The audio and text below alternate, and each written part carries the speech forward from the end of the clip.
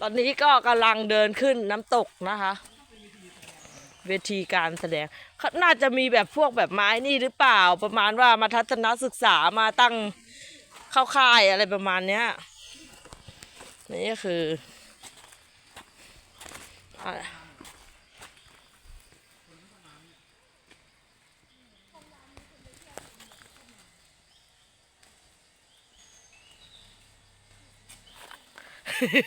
พอบอกพาครูมาทรมานนี่ก็จะไปน้ำตกนะคะทางไปน้ำตกของเราเนี่ยรักป่ารักเขารักเราด้วยนะท่ามกลางธรรมชาติค่ะสมอดีงูคือต้นอะไรอ่ะแก้ท้องร่วงรุนแรงสมาน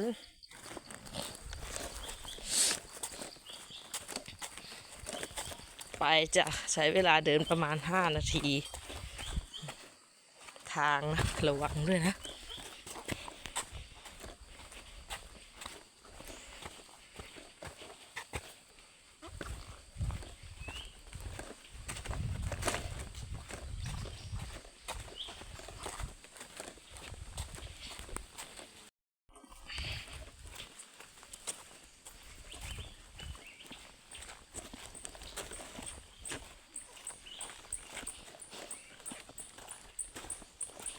หนูก็ยังจะเดินไม่ไหวเดี๋ยวพอหนูจะนั่งแล้ว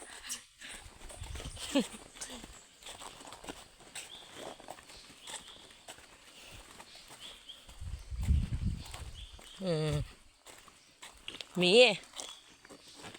ก็ไอ้พวกเมื่อวานนี้มันยังบอกว่ามี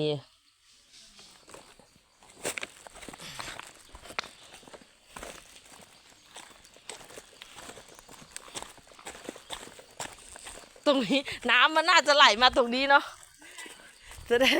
ได้เล่นแค่ตรงนี้ไม่ต้องเดินขึ้นไป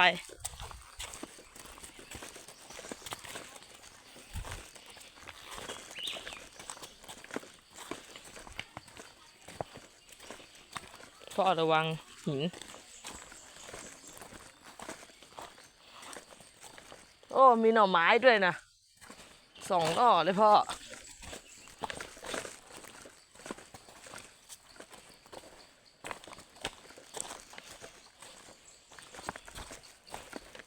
ห้ามหาของป่า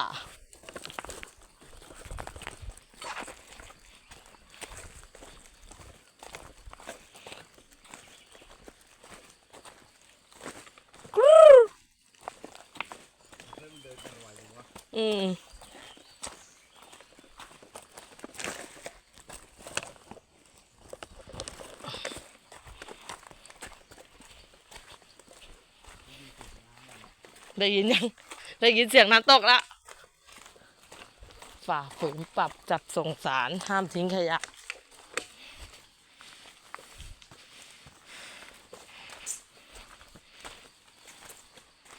ได้ยินเสียงน้ำแล้วใกล้แล้ว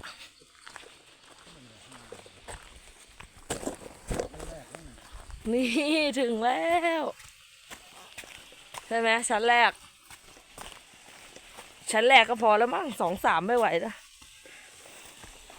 มีคนลื่นด้วยไอ้ตะหรือเปล่าเนี่ยรอยลื่นใหม่ๆเลย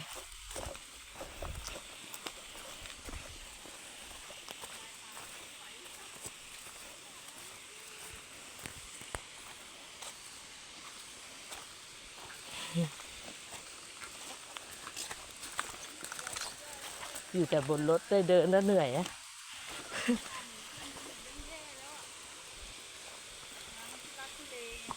ขึ้นมากี่ชั้นครับ4 ค่ะเก่งมาก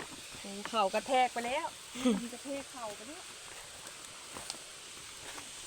นั่งชั้นแรกก็พอแล้ว